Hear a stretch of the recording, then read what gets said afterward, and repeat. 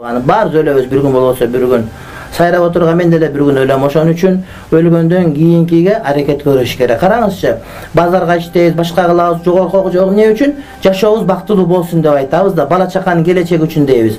А бирок өзүбүздүн түбөлүк келечеги үчүн кет иштебей коебуз да. Ошон үчүн келгиле түбөлүк келечеги үчүн иштеш үчүн ал өтө кыйын эмес, ал намаз окуш керек болот. Намаз окуп Кудайдын жолунда түз жүрсөк, ошондо урматтуу бир тууганым, бардыгы жакшы болот. Эгерде жанагы тесттен урдаганда, датка кеминден урдагандар, тарых музейден урдагандар, жанагы 100 сомду кароочунун үстөлүн, кароочунун көзү отура бермек негизи. Ошонун 100 000 сомго алгандар, ушулардын бардыгынын ата-энеси болгон да тууганым. Ошол жакшы адамдар болгон, культурный болгон, окутушкан, асты чоң бийликке жетти булардын бардыгы. Бирок ыйман үйрөтпөй калган буларга, Кудай тааныбай калган. Ошон үчүн булар мынтип ууру чыгып калды, булардын бардыгычы.